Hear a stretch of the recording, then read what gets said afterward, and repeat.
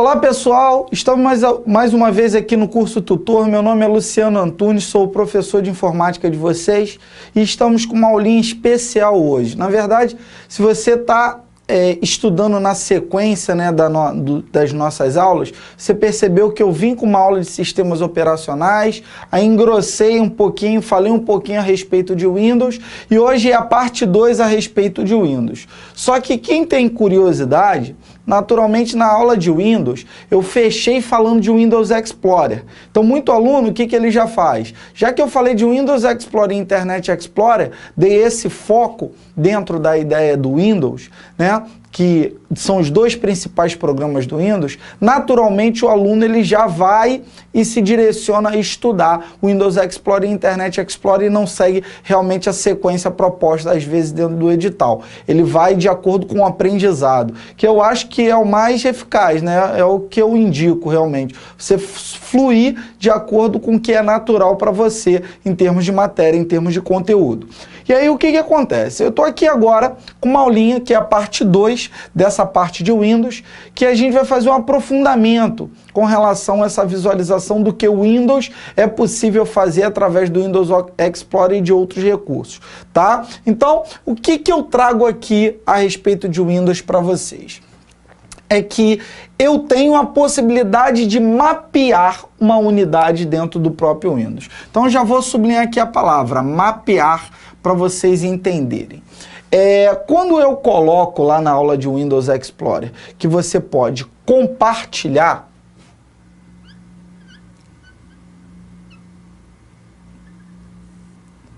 uma unidade, um arquivo, uma pasta, então, o que eu começo a perceber? Que a unidade, que o arquivo e a pasta foram compartilhados. Então, você deixou que ele, ou seja, na verdade, você deixou que eu acessasse determinado arquivo, determinada unidade, determinada informação dentro do computador. Isso é compartilhar. Então, compartilhar é o ato de você permitir que o seu computador, que a sua pasta, o seu arquivo, a sua unidade, por exemplo, o HD, você permita que eu veja. Isso é o conceito de compartilhar. O conceito de compartilhar vai dar o conceito, vai me trazer, né, na verdade, o conceito de mapear. Por quê? O que é mapear? Eu, no meu computador, vou querer ver o que você compartilhou. Então, na verdade, você compartilha e eu mapeio para ver. Da mesma forma que o que eu compartilho em termos de arquivo, de pasta, de unidade, você busca ver no seu computador. Quando você busca ver, você mapeia. Então, você busca acesso através, né, de uma unidade, de uma pasta, de um arquivo.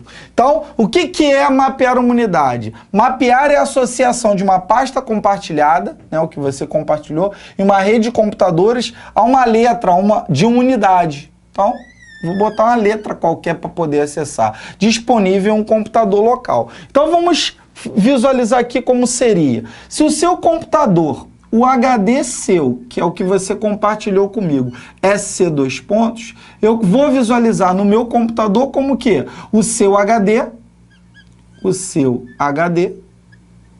vai para mim aparecer como, por exemplo, Z2 pontos. Por quê? Porque foi a letra que eu atribuí para poder acessar suas informações. Então, essa é a ideia de mapear, é buscar a informação que você compartilhou naturalmente. Então, tá aqui, ó.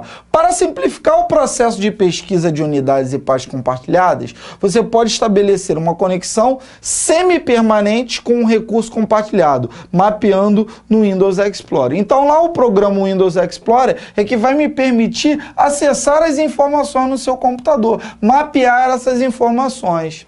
Isso é tão natural que hoje em dia a gente não mapeia só uma informação que está no seu computador na rede. Hoje é natural eu mapear e deixar o meu Windows Explorer, por exemplo, apontado para uma informação na internet, na nuvem. Não é isso? Armazenamento na nuvem. A informação está armazenada em outro local e o meu computador, o meu Windows Explorer acessa essa determinada informação. Então tá aqui, ó. Como é que eu posso fazer isso no Windows XP? Né? Cliquei com o botão direito no ícone, né? Na verdade, no atalho aqui, na pasta de atalho aqui do meu computador e vou na opção mapear a unidade de rede. Ou ainda, no Windows 7, eu vou já direto no Windows Explorer, por exemplo, na opção de rede e vou na opção mapear unidade de rede. As duas formas chegam a esse mapeamento. Legal? Então, olhando para isso, o que eu começo a perceber, né? Vamos entender um pouco a mais dessa ideia do mapeamento de rede. Eu falei para vocês que eu vou estar atribuindo uma letra, algo que vai estar no seu computador ou no seu servidor. Então, entenda aqui, olha só, pode ser um computador na rede e eu quero puxar o que está naquele computador lá da rede, né? Então, para o meu próprio computador. Então, da rede para o meu PC, eu faço mapeamento. Lá na rede é C, no meu computador passou a ser o quê? Z. Então, na verdade, tá aqui, ó, acompanha pela sua apostila, pelo seu material que eu disponibilizei. Aí, ó, da rede você acessa no seu PC como Z. Então, naturalmente, né, lá na barra de ferramentas também tem, né, no Windows Explorer a opção mapear unidade de rede. Então, mapear a unidade de rede é selecionar um computador, né, um compartilhamento qualquer de outra máquina da rede e transformá-lo em uma unidade de disco virtual em nosso computador. Quando eu falei ali na tela anterior que não é um conceito de ter algo permanente, por quê? Porque isso vai de encontro a uma senha, um nome de usuário, caso esse compartilhamento peça, né, esse nível de autorização. Ou enquanto a pessoa lá, o administrador da rede ou a pessoa dona daquele HD, permanecer, né, disponível, quiser compartilhar essa informação. Então, enquanto ele compartilha, eu naturalmente vou mapear como Z. Por isso que a gente diz que é um conceito não permanente. Então, está aqui a definição de forma, né, assim, bem rica o conceito, o vocabulário. Olha aqui, selecionar um compartilhamento qualquer de outra máquina. Eu quero o HD lá, a pasta, o arquivo, e transformá-lo em algo que é virtual, não está no meu computador, e eu de tempos em tempos vou lá e posso acessá-lo naturalmente como eu quiser. Legal? Em outras palavras, criar, tá aqui, ó, criar um atalho na forma de uma unidade de disco que aponta para um compartilhamento em outro micro, em outro computador qualquer, seja um tablet, seja um PC, seja um notebook, seja um celular, é natural, né? Hoje, por exemplo, em casa você pode ter uma rede com um tablet, celular, um notebook, um PC, e esses que têm deslocamento móvel, o tablet, o notebook e o celular, você acesse o disco rígido do próprio PC para pegar e colocar fotos, por exemplo. Então, pode ser feito esse mapeamento na sua própria rede de casa, na sua própria rede com fio ou sem fio. Se essa rede é wireless, vai funcionar da mesma forma. Então, administramos aqui o conceito de mapeamento, tá? Então, outro conceito que eu queria trazer para vocês com relação ao próprio Windows é a ideia de mapeamento, né, de gerenciamento de memória. Tá aqui, ó. Gerenciamento de memória. O sistema operacional tem acesso completo à memória. Que, por sinal, quando eu falo em memória, geralmente eu estou pensando no local que eu armazeno as informações. Estou pensando no meu HD. Legal? E deve permitir que os processos dos usuários tenham acesso seguro à memória quando o requisitam. Então, a busca, olha só, de um processo de forma seguro faz que eu trabalhe um sistema de gerenciamento de memória. Ou seja, eu vou ter que criar uma forma de gerenciar, de acessar essa memória com maior segurança. Então, tá aqui, ó, conceito de memória virtual. O que é a memória virtual? Tem a função de que uma memória virtual? Para que serve uma memória virtual? Assegurar que cada processo tenha seu próprio espaço de endereçamento. Prover proteção de memória para impedir que um processo utilize o endereço de memória que não lhe pertença. Possibilitar que uma aplicação utilize mais memória do que fisicamente existe. O que acontece naturalmente num computador? Vamos pensar aqui, vou dar um exemplo para vocês entenderem esses 3 tópicos. O processador, né, o cérebro do computador, quando eu abro o Word, nem sempre ele vai usar esse Word que está no HD, tudo que existe de memória RAM, porque existem outros programas em funcionamento. Então, quem leva esse Word para funcionar na RAM é uma memória chamada de cache, ou ainda a SRAM. E ela que bota em funcionamento, naturalmente, leva para funcionamento esse Word para a RAM.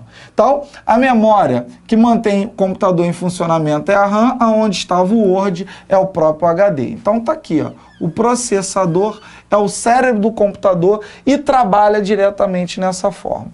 Só que o detalhe é o seguinte: será que tem RAM suficiente para abrir todos os programas e executar todas as minhas atividades? Não. Então, o que o processador começa a fazer? Vamos lá, vou botar aqui em vermelho. Ele começa a guardar no HD como se estivesse utilizando a memória RAM. Ele usa o espaço do HD de forma o quê? Virtual. Por quê? Porque sempre vai faltar memória RAM. O processador ele é guloso. Professor, se eu lotar o meu computador de RAM no máximo 8 GB, 4 GB, mesmo assim vai faltar RAM? Sim, porque aí o processador vai te permitir, né, abrir mais programas. Então ele sempre está fazendo memória virtual. Para quê? Para assegurar que cada processo tenha seu próprio espaço de endereçamento, porque pode faltar espaço. Outra ideia, prover proteção. Então, para proteger a memória, para impedir que um processo utilize o endereço de memória que não lhe pertence. Porque quando isso aqui está lotado, vai começar a dar problema. É o que aconteceria lá naquela época do Windows 95, Windows 98, quando travava o computador com tela azul. Então, olha aqui, possibilitar que uma aplicação utilize mais memória do que fisicamente existente. Então, quando eu utilizo mais memória do que eu necessito, na verdade, possibilitar que uma aplicação utilize mais memória é um recurso de memória virtual. Então, mais memória, proteger e dar mais espaço. Então, naturalmente é isso. Eu visualizo o conceito de memória virtual. Perfeito? Então, gerenciamento de memória também está atrelado à ideia de memória virtual, né? Porque uma das formas de gerenciar a memória é fazer uso de armazenamento das informações no HD como se eu estivesse guardando na RAM. Tá? Agora vamos entender outro sistema de gerenciamento da memória. Vamos lá, olha para cá, entenda o que eu vou colocar em termos de swapping. Já ouviram falar de swapping, não? Swapping, né, é a ideia de troca, né? Aqui no Brasil tem até o porto de swap, não sei se tem a ver, mas é a ideia de troca, né? Navios indo e vindo lá no Rio Grande do Norte, né? Porto de Swap. Um abraço aí pro pessoal do Rio Grande do Norte. Então tá aqui, ó, pessoal, swap.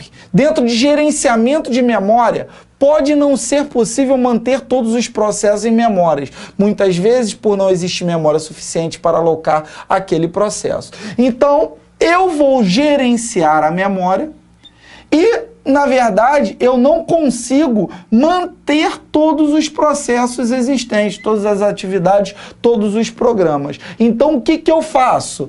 Eu faço um recurso de gerenciamento de memória chamado de swapping, diferente da memória RAM. Eu vou abrir aqui 2 programas para você entender o que eu estou falando.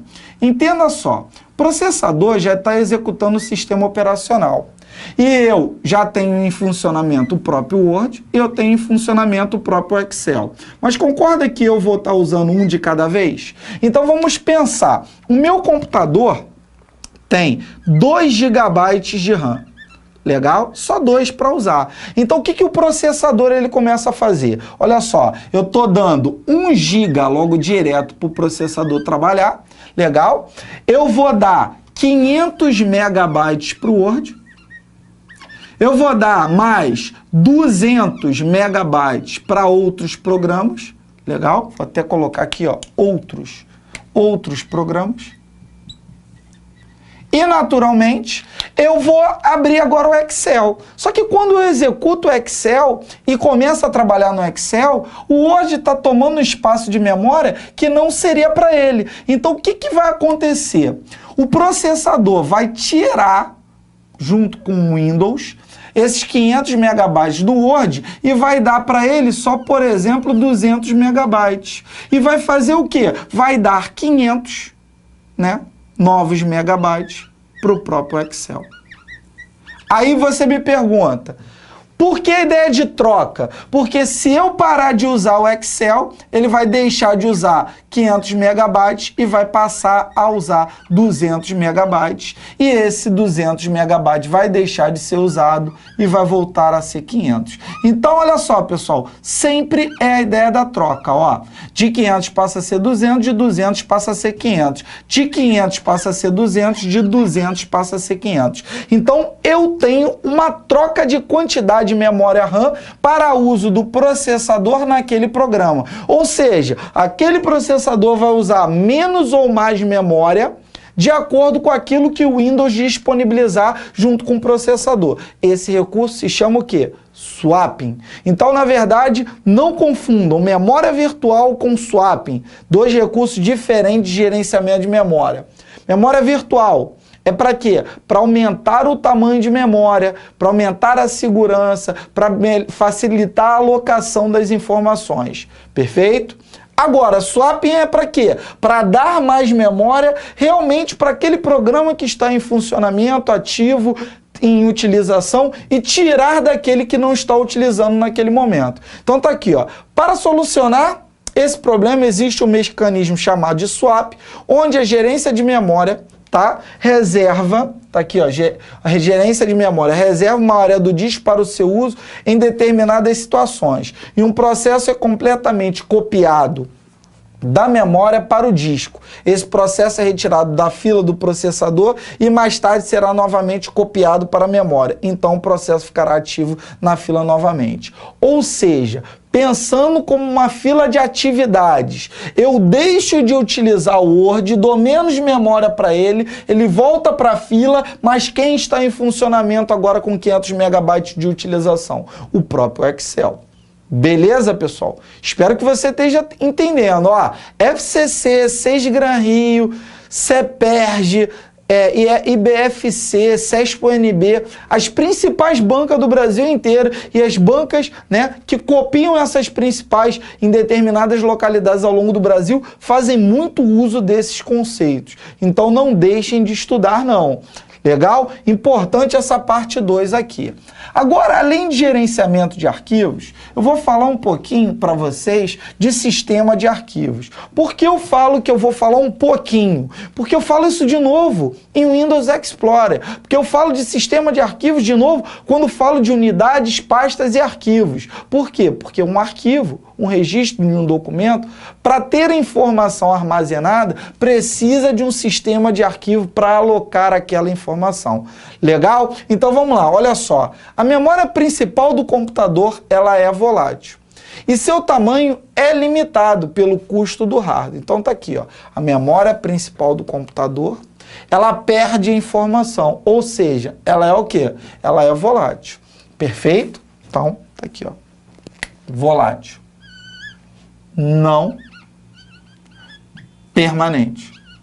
Ou seja, quando eu desligo o computador que está dentro dessa memória, a memória principal que está mantendo os programas em funcionamento, ao desligar, perde a informação. Então tá aqui. Seu tamanho é limitado, né? Até mesmo pelo custo do hardware. Quanto mais memória, mais caro é o computador, e para poder botar mais memória no computador, se paga mais. Assim, os usuários necessitam de algum método para armazenar e recuperar informações de modo permanente. Então, quando eu falo de modo permanente, um método que eu uso é, na verdade, guardar as informações numa memória secundária. E quem é a memória secundária mais usada? É o próprio HD. E aí eu tenho outras alternativas, né? Externas, né? O que seriam memórias externas para isso? Seria o próprio CD, o próprio DVD, a própria pendrive, e aí vai embora. tá? Então, deixa eu colocar aqui as circunstâncias. Um arquivo é um conjunto de bytes, ou seja, uma informação pronta, legal? Normalmente armazenado em um dispositivo periférico, perfeito? Não volátil, ou seja, não vai embora, ou seja, é permanente.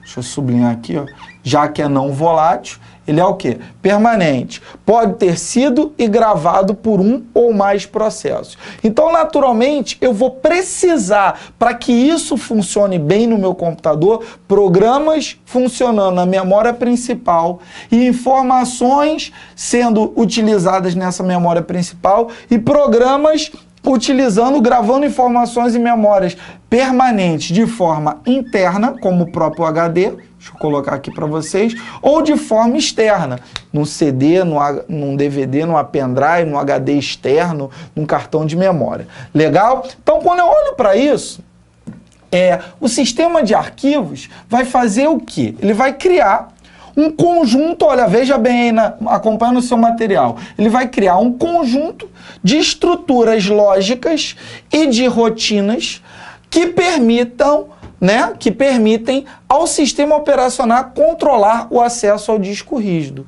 Então, quando eu vou guardar informações no disco rígido, no HD, eu vou ter que ter um sistema de arquivo, não é isso? Que cria uma estrutura lógica, não é algo físico, é o software que vai estar agindo, é uma definição de software, como tudo vai ser guardado naquela memória. Então, diferentes sistemas operacionais usam diferentes sistemas de arquivo. Cada sistema operacional pode fazer uso de um sistema de arquivo diferenciado. Olha só, pessoal, essa parte aqui na FCC, na CESP-UNB, né, na Sesgran Rio, nas principais bancas utilizam o conceito de Linux, o conceito de OS, utilizam o conceito de Windows e separam e misturam tudo. Olha para isso aqui.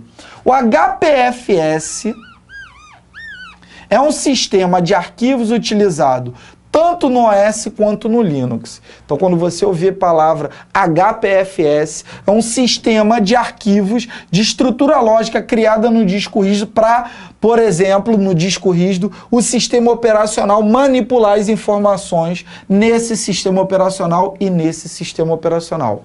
Legal? Vamos além.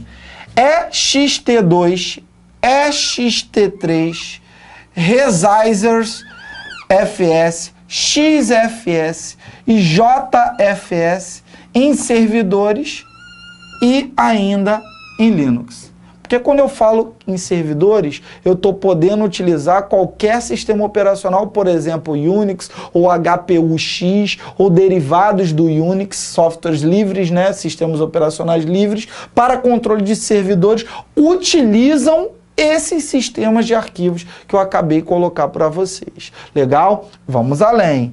O HFS, que é o High Sierra Format, em mídias óticas. Se a questão da prova falar que HFS é usado para Linux, errada a afirmação. Ou então, se ele procurar qual é o sistema de formatação que um CD, um DVD, um Blu-ray é formatado para armazenar informações, nós temos que marcar lá, letra B de bola, HFS. Não confundam com HPFS. HFS é High Sierra Format. Legal? Então, naturalmente, né, o Sierra, a implementadora, criadora desse formato, colocou o próprio nome dela no formato. Então, tá aqui. Quanto maior a capacidade dos discos e aumento do volume de arquivos e acessos, se exige o uso de sistema de arquivo cada vez mais complexo e robusto. Você lembra, na época do disquete pequeno, de 3,5 polegadas, aquele disquetezinho? Esse disco ele já era formatado de fábrica. Esse disquinho de 3,5 polegadas já estava preparado para receber quanto? 1.44 megabytes. O que acontece? O sistema de formatação era FAT, simplificado, né? Que é padrão Windows dentro da utilização. Por quê? Porque o volume, porque a quantidade de arquivos gerando a capacidade desse disquinho, desse disquete de 3,1 polegadas, era menor. Então não tinha exigência de algo complexo para o sistema operacional ter facilidade de acesso, porque os arquivos eram poucos. No Windows, temos apenas 3 sistemas de arquivos. O FAT, chamado de FAT16, o FAT32, que é o aperfeiçoamento dele, e o que se usa hoje em dia dentro do Windows 7, dentro do Windows 8, que é o NTFS. Tudo bem? Vamos ver a diferença de FAT16 para FAT32 para NTFS dentro do sistema de arquivos padrão Windows. Então vamos lá, vou trocar aqui, ó. FAT, que é o FAT16, né? Eles evoluíram esse sistema de alocação de arquivos e, de acordo com a utilização da memória, o tipo da memória, se tem um sistema de arquivo diferenciado. Então, o que eu queria mostrar para você? FAT é o FAT16, né? Usado no Windows 1.0, 2.0, que eram compatíveis apenas com estas partições formatadas, tá? Agora, quando vem o FAT32... o Windows 3X, a família 3X e a 9X, né, que é aí em diante, já começa a utilizar esse sistema de arquivo. Então, o 3X pode ser instalado, porém necessita ser instalado o próprio Windows 7 como utilização aqui. Outra ideia, o Windows 95, né, na versão de atualização SR 2.2 ou SR 2.1, os HDs podem ser formatados ainda assim em FAT32. Só que o que acontece? Esse FAT16 e esse FAT32, eles foram aperfeiçoados. Depois eu vou falar um probleminha que esse aperfeiçoamento passou a ter, né? Então, da tecnologia NT para frente, então o próprio nome NTFS, né? NT Formatted System, né? Na verdade é igualzinha. A gente colocou antes aqui, ó, High Sierra Format. Não é isso? Então tá aqui, Windows NT Format System. Então tá aqui, ó. A tecnologia é agora o padrão de fato para esta classe. Com a convergência de ambos sistemas, o Windows XP passou também a preferir esse formato e deixou de utilizar o FAT32. Luciano, você falou para mim que ia fazer um exemplo. Pensa no recurso de contas de usuário. Todo mundo sabe que a criação de contas de usuário é utilizada para quê? Para criar um usuário e esse usuário ser separado do outro. A Mariazinha ter as suas fotos, seus vídeos, seu papel de parede, suas músicas, ter a sua segurança digital, suas informações separadas para que o Pedrinho não o veja. Só que quando o sistema de arquivo era FAT16 ou FAT32, existia uma brecha de segurança, na qual essa possibilidade de multiusuário permitia que o Pedrinho acessasse a informação da Mariazinha. Aí era um problema grave, muito grave. Por quê? Porque acabava com o processo de segurança. Veja bem, imagina você trabalhar numa empresa que você tem uma conta de usuário, o sistema FAT32 trabalhando e outro usuário pode sentar à máquina, logar e acessar os seus vídeos, seus arquivos, seus documentos. Periclitante, né? Então, o que acontece? O NTFS veio agregar valor em termos de segurança também. Então, só isso que eu já coloquei para vocês já leva ao pensamento de descartar a ideia de se usar FAT32 e aperfeiçoar para NTFS. Então, tá aqui, ó, FAT, File Allocation Table, tabela de arquivo, de alocação de arquivo. Então, vou botar até aqui no português. Table, a ideia de tabela. Tabela de alocação de files. Files em inglês, que se chama o quê?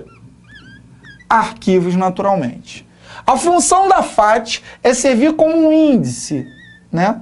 É como se fosse um apontador, armazenando informações sobre cada cluster, cada setor lá do disco para ser armazenado, tá?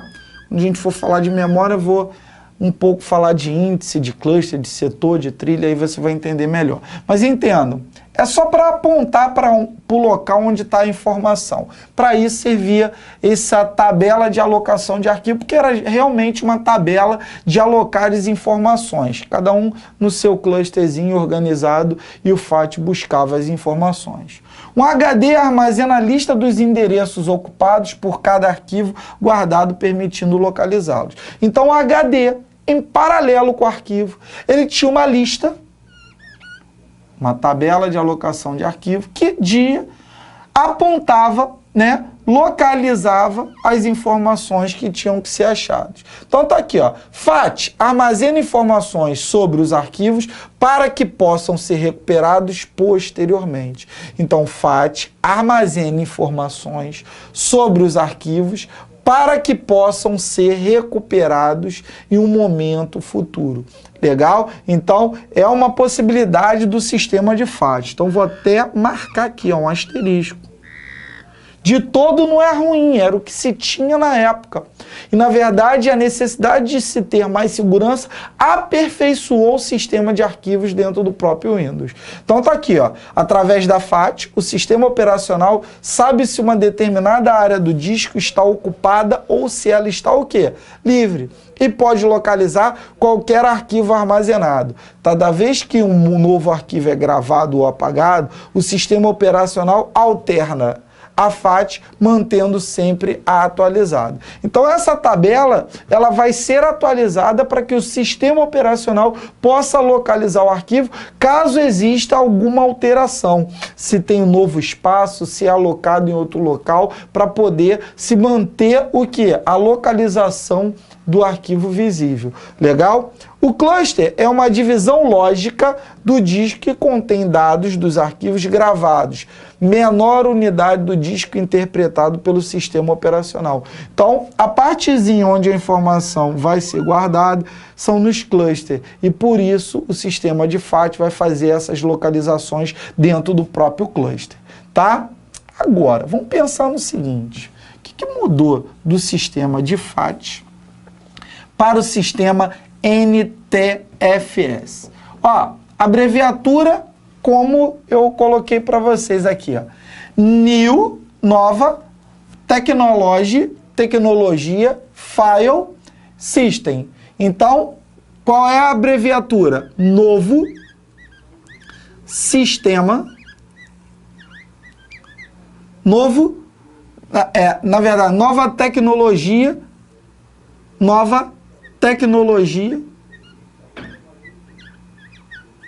de sistemas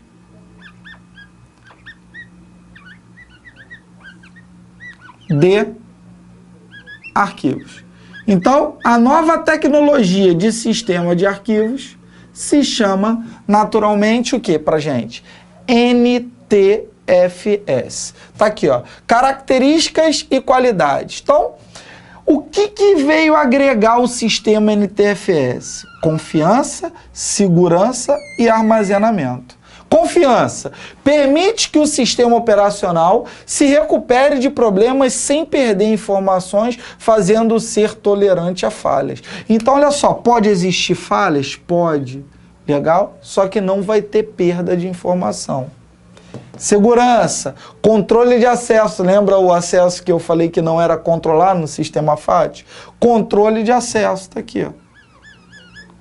Preciso e ter aplicações que podem em rede, fazendo com que seja possível o gerenciamento de usuários, incluindo suas permissões de acesso e escrita de dados. Ou seja, aquela permissão que estava liberado, agora, ó, controlado.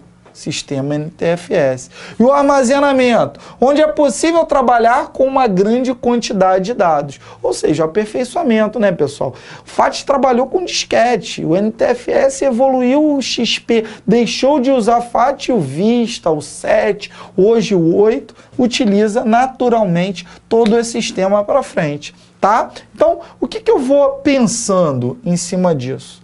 Tá aqui, ó. Eu queria, vou apagar aqui e vou chamar uma tela em branco só para mostrar uma coisinha para vocês, né? os sistemas, né? Como é que eu vou pensar no Windows? O que o meu Windows ele vai trabalhar, né? Eu falei para vocês hoje do gerenciamento de arquivos e falei ainda para vocês do sistema de alocação de arquivos. Então, são duas coisas diferentes. Então, para gerenciar o arquivo, o próprio Windows com processador faz uso de swapping e de memória virtual, tá?